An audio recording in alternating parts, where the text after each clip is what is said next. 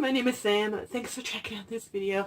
If you get to the end and liked it, then hit the thumbs up button, the subscribe button, and the bell notification button. Hello, I'm here to enable you book hauler people. I just bought books this month. Actually, to be fair, a decent amount of these, like, were not me purchasing them, and I'll explain kind of when and where and why. But, and also, like, it is a success kind of technically that I only purchased or received 19 total, which means I read more than I purchased. So I'm counting that as a success. And I actually borrowed quite a bit from the library this month too, so I feel a little bit better kind of offsetting. So let's talk about the books that I purchased, so you can find new books that you want to purchase and then curse me. So starting off actually with something that was gifted to me. Thank you very much to Amberlynn Tush. She sent me an ARC in the mail. It took a while to get here because my mailbox was all frozen up. But this is the sequel, Don't Say a Word, to Dare You to Lie, which is like a Veronica Mars sort of mystery. I freaking loved the first one. And she's also a Canadian, so she lives in the States, but we claim her because we like her, really. So I'm so excited. My friends that have read the ARC actually said they'd like this more than the first book, so I want to reread the first book probably in July and then get on to this one. And it comes out September. Does it say the specific date anywhere? Come on. Oh, for Pete's sakes.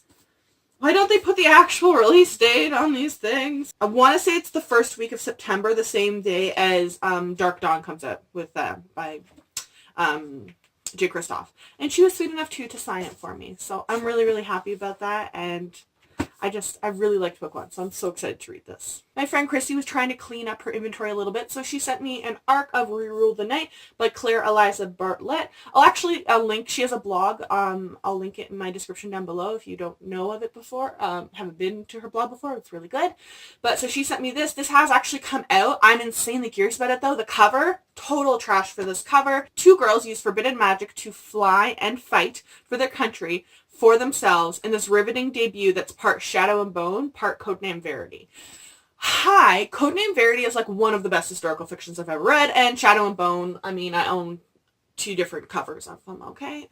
So we know how I have feels for that series. It sounds amazing. I just haven't really heard any reviews of it, so I want to give it a read, and hopefully I will enjoy it. So this is sort of a double jeopardy. My friend Christy also sent me an ARC of The Raven's Tale by Kat Winters. I read Odd and True by Kat Winters and absolutely adored it. I have another one of her books that I have to get to soon, but this one just came out. It's an Edgar Allan Poe inspired telling. 17-year-old Edgar Poe counts the days until he can escape his foster family, the wealthy Allens of Richmond. He hungers for his life as a student to begin almost as much as he longs to marry his beloved Elmira Royster. But on the brink of his departure, a macabre muse named Leonore appears to him, tempting him to a life of dark poetry and gruesome tales. Muses are dangerous, frightful creatures that most people believe lead their artist in a path of ruin and disgrace. No respectable person would answer their call, but Leonore steps out of the shadow with one request: let them see me. So I have the ARC, but I was waiting for my mailbox to unlock, and I just had no patience. So when I was in Calgary, I picked up a finished copy of it. I have friends that have read it, and they all seem to have really enjoyed it. Kat Winters seems to be, like, just her style of writing and the tone of it seems to be hit or miss, and it really does seem to work for me. And she always has just beautiful undercovers, but also, like, the text is foil on the cover, which I love. But the underdust jacket is, like, a blood reddish, like a dark blood red, and then, like, the Raven's Tail in black. And I freaking love that. And it's kind of, like, crackle, like I don't know, like skinny kind of texture. I really, really, really, really, really like. And I know I will eventually read this, probably closer to Halloween, just because of the, you know, Edgar Allan Poe, dark, and all that stuff. But I'm so excited, and I'm glad I have an ARC. In addition to getting my entire Elise Kova book collection signed when I went to her signing in Calgary, I picked up Vortex Visions in paperback finally. I've been waiting to get my hands on it, and then she was coming, and I wanted to get it there instead. So she also signed this for me. Oh my gosh. Oh my gosh. So she signed this for me as well. I'm just excited. I finally finished Crystal Crown, which is the end of the Air Awakens original 5-book series. And this is the spin-off new series of one of the characters' children. Book 3's cover actually has been released. So this is book 1. Book 2 came out in May. She didn't have any copies there though. So we'll get to this one and then pick up books 2 and 3. And I think it's supposed to be 4 books total. This is one of the few books I actually like impulse purchased this month. So I'm really happy about that. The Candle in the Flame by Nafisa Azad. I was debating pre-ordering this one for a long time. And then I was just like, nah, it looks amazing. The cover, I love the concept. Oh, I want it. But I just hadn't heard any reviews about it. And I had never read the authors before. But it's so freaking pretty in person. Like this cream and the red and like the blending of the colors is gorgeous. And then like y'all, the underdust jacket, again, it's the same crackle kind of texture as the Raven's Tail is, but it's got this cream and the title embossed here, and then like the side is this red. I was with my friend at the time, Rachel, and I was just like, oh, I have to buy it. And the end pages have the same crackle kind of texture, and they're this baby blue. To like, everything, it like the cover is incorporated. The blue is the flame, the red is the I don't know what the actual term is, but like the headscarf, and then the cream is the background on here. So I am trash for this whole cover design, so that's why I ended up just jumping in and taking the bullet. A Girl with the Fire of a Ginny, D-J-I-N-N-I. A city is scarred by violence. Oh, I didn't know that. She's Canadian author too. Shout out. I just noticed that. She self-identifies Nafisa Azad as an island girl. She has hurricanes in her blood and dreams of a time when she can exist solely on mangoes and pineapple. Born in Latoka, Fiji, she currently resides in BC, Canada, where she watches too many books and reads too many books and watches too many Korean dramas. She might actually be my soulmate. She loves libraries, chai, and languages. Okay, yeah, we might actually be soulmates. Yeah. Well, I'm even more excited now. So I'm so anxious to finally, like, just read this. I've been so excited since I've seen the cover, and I can't exactly pinpoint why. I'm just excited. Like, I can't even... What is wrong with me? I also picked up Arusha and the Song of the Dead by Roshni Chotsky. This is the second book in the Padma Quartet, I think is what it's called. The first book, Arusha and the End of Time, was freaking adorable. We read it in the TBR and Beyond group earlier this year. And it's just, Padava, not Padma. Padava.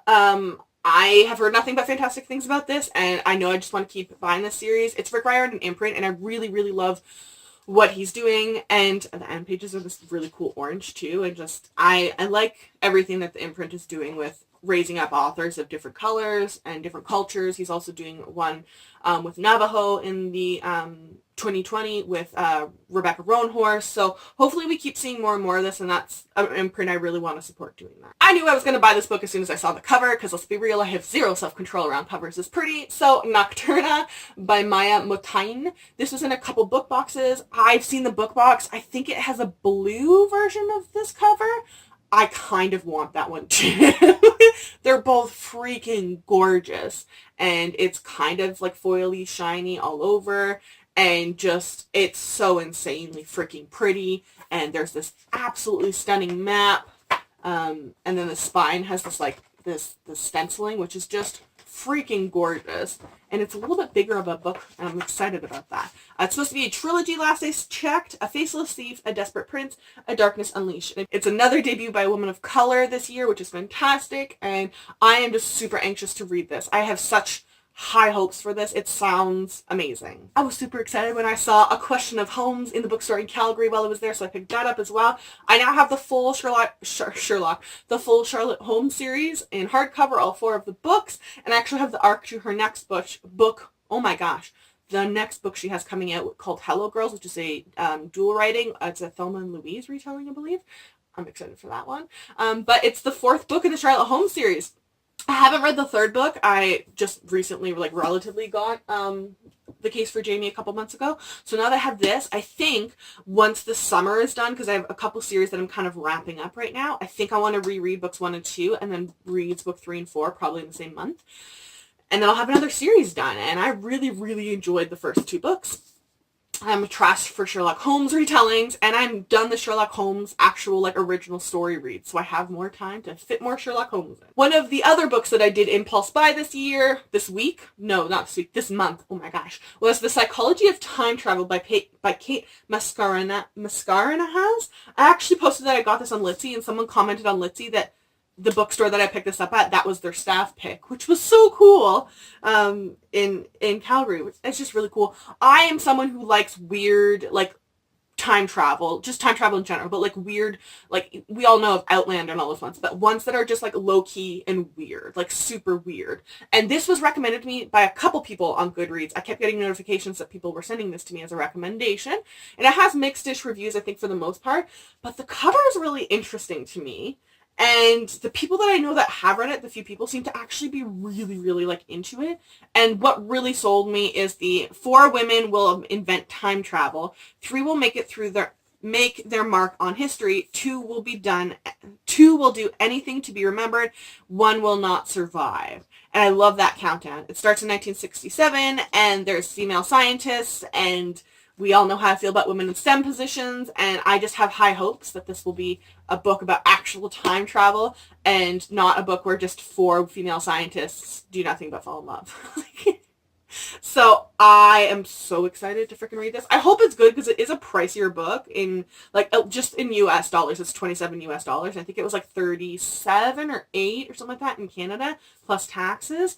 So I bit the bullet on this one. Hopefully it doesn't burn me. And yeah, I'm just so freaking excited to get to this one, hopefully in the fall. At the Elise Kova signing was also Danielle Jensen. She's a Canadian author. And whilst driving there, I listened to the audiobook for her book Stolen Songbird, which I actually kind of enjoyed. So I ended up deciding to pick up Dark Shores, which is her new book, new series. She said at the author event it's supposed to be more than 3 but less than 6 books. And it's been pitched as YA Game of Thrones.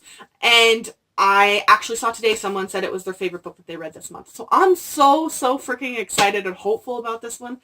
And, oh, that's the Elise Kova signing. Oops, wrong book.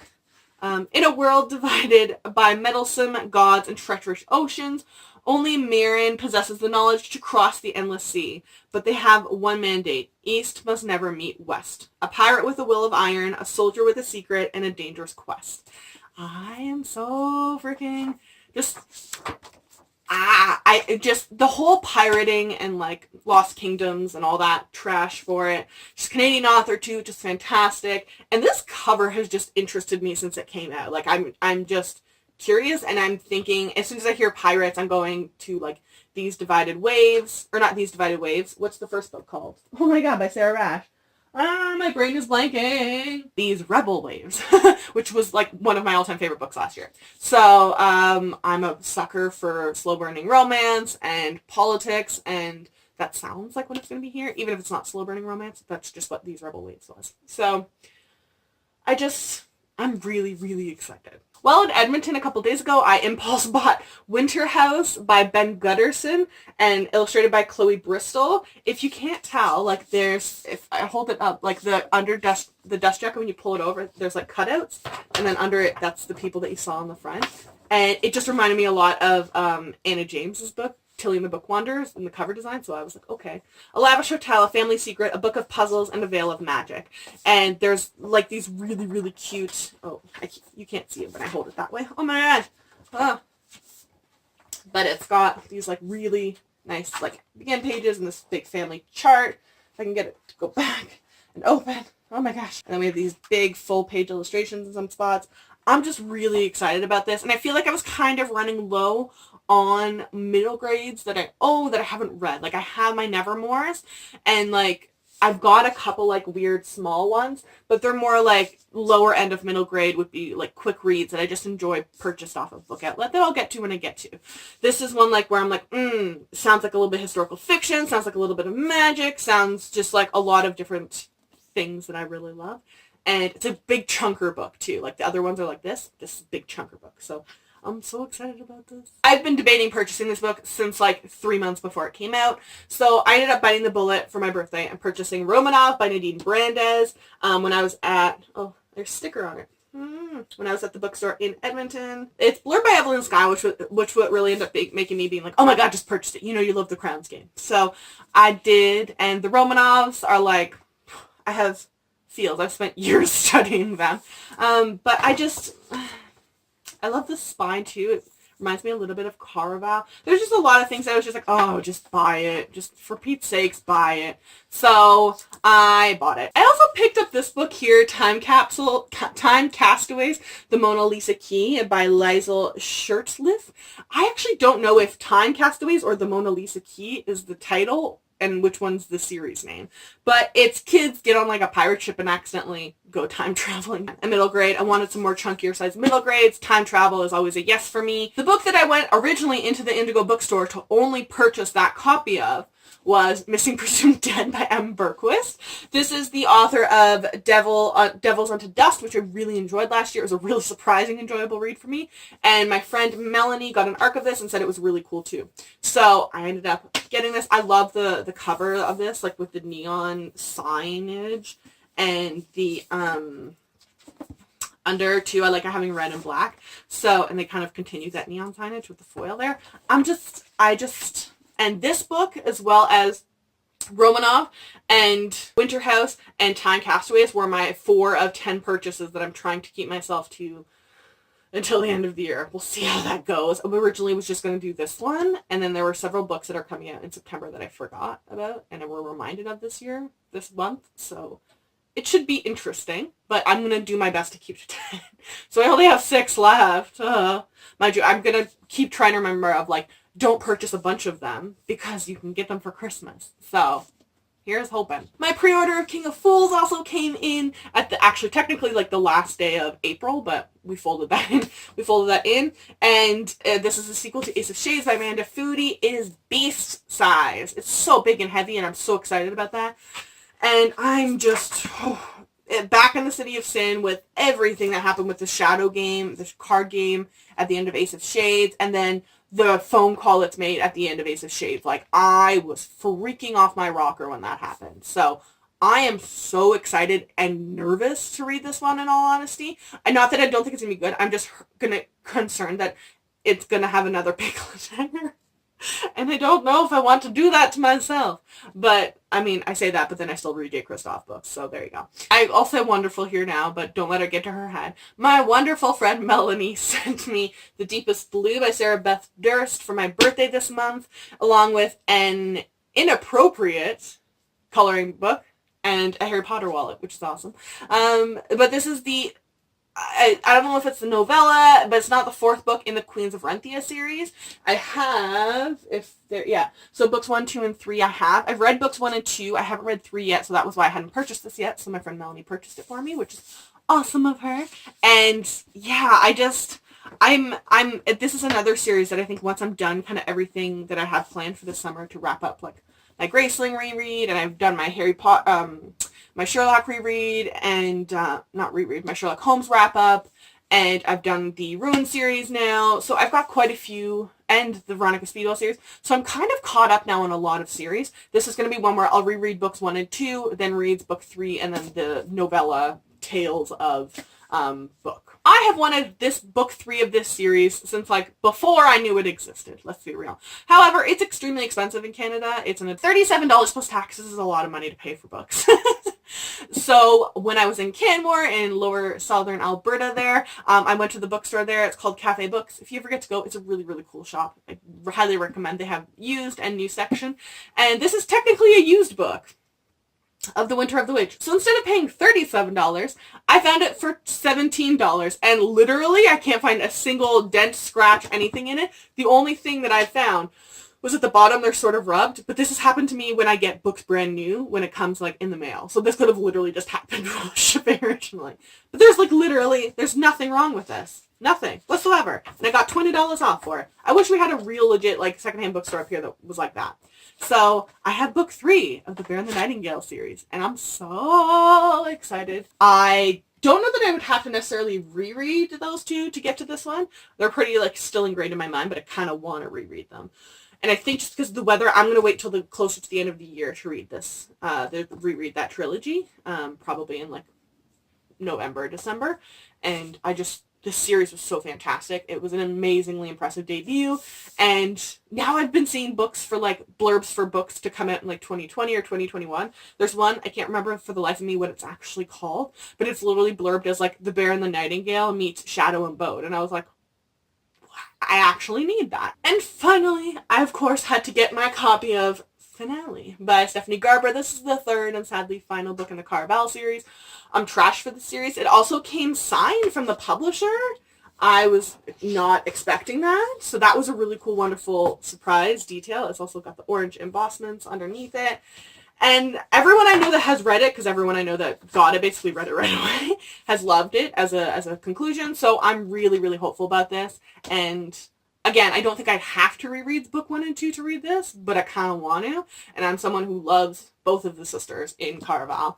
And the book 2 ending was a freaking amazing. So I'm the only like confusing thing to me is purple and pink are my favorite colors. Okay. I don't understand why they made this book purple. The other 2 books are black. Why? Oh. If someone knows, can you explain this to me? Maybe I'm missing like some symbolism or something. I love it. It's beautiful. I'm just confused as heck. Like, yeah. So I have Finale and it's, yeah, so those are the books that I managed to accumulate in the month of May. I know I will have way less books in the month of June. So those are all the books that I have. I am not going to link all of these because I don't have the patience, but I will scan all of these as owned on my Goodreads account. My Goodreads account is linked below. Just go to my shelf owned and you will see them all there. And in addition to my Goodreads link, all of my other social media is linked down below. So if you want to follow me, feel free and I will follow you back.